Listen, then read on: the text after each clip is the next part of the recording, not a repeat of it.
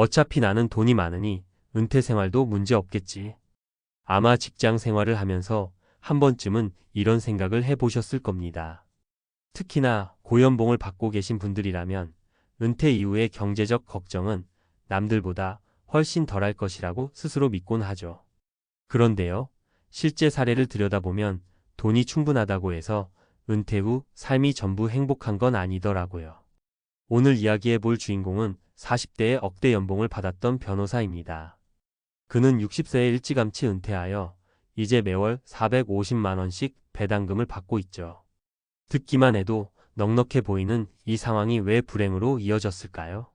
혹시 이 이야기가 남 얘기 같지 않으시다면 끝까지 함께 들어주세요. 은퇴 후 삶을 준비하는 시각이 조금은 달라질 수도 있을 겁니다. 본론 돈만으론 채울 수 없는 은퇴 후 생활의 빈틈. 일도는 있는데 왜 이렇게 공허하죠? 김 변호사의 고백. 김 변호사는 40대에 억대 연봉을 벌면서 로펌 파트너까지 달았던 소위 말의 능력자였습니다. 누가 봐도 잘 나가 보였죠. 일이 고되긴 해도 그만큼 보상도 컸습니다. 그는 주식, 부동산, 펀드 등 다양한 투자로 안정적인 수익원을 확보했고 60세가 되자마자 과감히 조기 은퇴를 선언했습니다. 당시 주변 사람들은 부럽다 라는 말을 입에 달고 살았습니다. 김 변호사는 이런 반응을 당연하게 받아들이며 이제는 느긋하게 살 때가 왔지라고 말했어요. 문제는 그가 느긋하게 보낼 시간에 대해 전혀 계획이 없었다는 데 있습니다. 은퇴 첫 해 아침에 눈을 떴을 때는 설렘이 있었습니다. 자유시간이 늘어난 것 같았거든요. 그런데 점점 시간이 흐를수록 그는 오히려 불안함과 외로움을 느끼기 시작했습니다. 그동안 매일매일 회의, 재판 준비, 고객 미팅으로 바빴는데 이젠 달력에 적힌 약속이 없으니 뭘 해야 할지 모르겠는 거예요. 매달 꼬박꼬박 들어오는 450만 원의 배당금은 분명 경제적으로는 큰 안정감을 주었습니다. 그런데 머릿속은 텅 비어버린 듯 마음이 편치 않았다고 해요. 어디서부터 손을 대야 좋을지 도무지 갈피가 잡히지 않았다고 합니다. 결국 무료함과 무기력증이 커지면서 김 변호사는 내가 이럴 거면 뭐하러 은퇴했지? 하는 자괴감에 빠졌습니다. 돈은 있는데 행복하진 않았어요. 내가 뭘 위해 살고 있는지 아침에 왜 눈을 떠야 하는지 모르겠더라고요. 이처럼 은퇴 후 느끼는 공허함과 소속감 상실은 의외로 많은 사람이 겪는 문제입니다. 우리는 직장이나 업무를 통해 자신을 정의하고 누군가와 관계를 맺으며 살아가거든요. 그런데 일이 갑자기 사라져버리면 사회적 지위와 의미가 한순간에 뚝 끊긴 느낌이 들 수 있습니다. 결국 은퇴 후에는 경제적 준비와 더불어 삶의 의미를 설계하는 것이 매우 중요하다는 걸 김 변호사의 사례가 알려주고 있습니다. 이 돈도 모았고 연금도 있는데 왜 부족하죠? 박 부장의 고민. 두 번째 사례는 대기업에서 부장으로 퇴직한 박 부장 이야기입니다. 그는 회사 생활 중간부터 착실히 개인연금을 붓고 적금도 꼬박꼬박 들었습니다. 또 투자도 조금씩 해서 은퇴 후에는 매달 40만 500만 원은 안정적으로 들어오겠구나라는 계산까지 마쳤죠. 그래서 그는 노후 자금만큼은 굳건하다고 생각했습니다. 그런데 막상 퇴직을 하고 보니 예상치 못한 부분에서 큰 비용이 계속 발생했습니다. 우선 병원비가 많아졌습니다. 혈압이나 관절 문제 등이 생기면서 정기적으로 병원을 다녀야 했고 검사비와 약값이 상당했죠. 가족들에게 쓰는 돈도 늘어났습니다. 자녀가 취업 준비를 좀 더 하겠다며 집에 머무르는 시간이 길어졌고 손주 돌잔치 같은 가족 행사가 생길 때마다 생각보다 많은 지출이 발생했습니다. 은퇴하면 좀 여행도 다니면서 즐겨야지라고 생각했는데 실제로 여행을 가보니 숙박비, 교통비, 현지에서 쓰는 생활비가 만만치 않았습니다. 결국 박 부장은 매달 450만 원 정도면 충분할 거라 예상했던 계획이 허점투성이란 걸 깨달았습니다. 젊었을 때는 제 몸이 건강하니까 병원비를 전혀 고려 안 했고 사회생활 안 하니까 의외로 돈이 적게 들 거라고 막연히 생각했어요. 그런데 오히려 돈이 더 드는 느낌이라 당황했죠. 이 일은 우리가 얼마나 현실적인 예산 계획이 필요한지를 보여줍니다.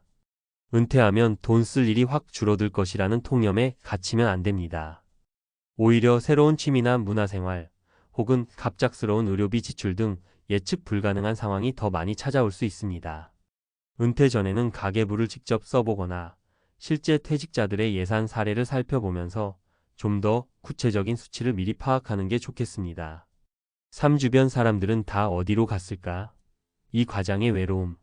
마지막 세 번째 사례는 중소기업 과장 출신인 이 과장의 이야기입니다. 그는 노후 대비로 주식, 적금, 개인연금을 조금씩 모아 은퇴 후 매달 300만 400만 원 정도의 수입을 만들었습니다. 물론 넉넉하진 않았지만 한 달 생활비는 어떻게든 충당 가능한 수준이었죠. 처음에는 나만의 시간을 보내면서 자유롭게 살아야지 라고 꽤나 들떠 있었습니다. 그런데 생각해보니 회사에 다니면서 친하게 지냈던 사람들과 점점 연락이 줄어드는 걸 느꼈습니다. 현역으로 일하는 후배들이나 옛 동료들은 여전히 각자 바쁜 하루를 살고 있으니까요. 결정적으로 이 과장은 막상 다니던 회사라는 큰 울타리를 떠나니까 마음속에 빈자리가 생기는 걸 느꼈습니다. 회사 다닐 땐 매일 사람들과 얼굴 보고 회식도 하고 의무감이라도 있었는데 이젠 전화 한 통 주고받을 사람도 없어졌어요.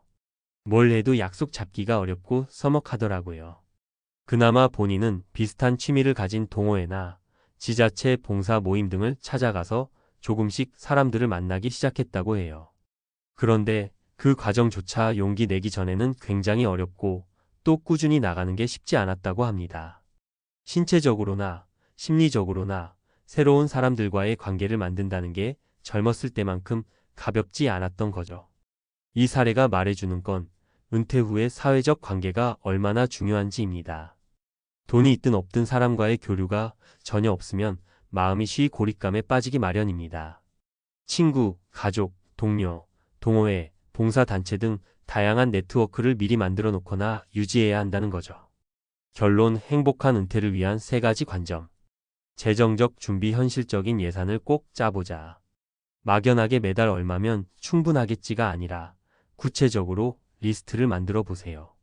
주거비, 의료비, 식비, 교통비, 문화생활비, 해외여행 등 일상 속에서 어떤 지출이 발생할지 미리 시뮬레이션을 해보는 겁니다. 삶의 의미, 은퇴 후 나는 뭘 할까? 를 고민해보자. 은퇴 전에는 회사나 직업이 내 정체성을 많이 차지합니다. 이를 관둔 후에는 그 빈자리에서 오는 혼란이 꽤 클 수밖에 없습니다. 다음 스텝을 미리 생각해 보세요. 취미, 봉사, 자기개발, 소소한 일거리 등 은퇴 후 시간과 에너지를 어디에 쓸지를 고민하고 실행 계획을 세워보면 좋습니다.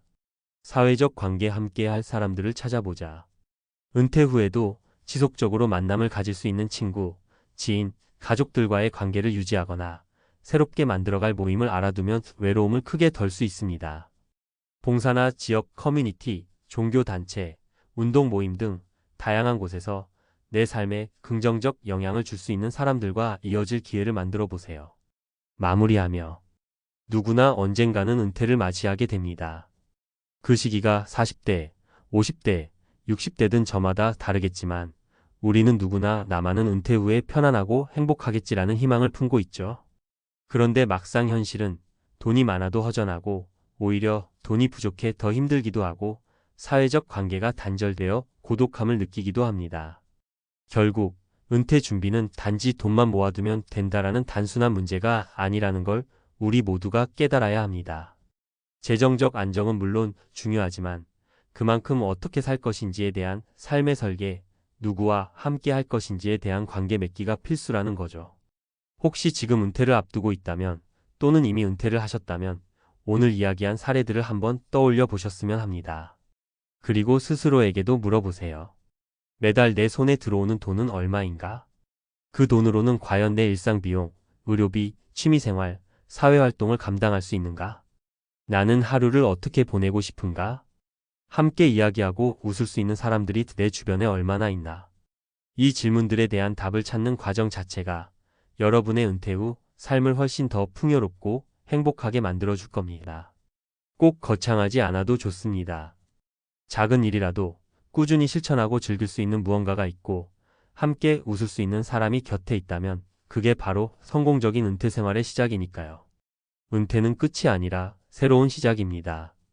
준비만 제대로 되어 있다면 지금까지 살아온 것보다 더 의미 있고 행복한 날들을 만들어갈 수 있으리라 믿습니다. 그럼 우리 모두 돈뿐 아니라 삶 전체를 준비하며 은퇴 이후의 인생을 가꾸어 봅시다.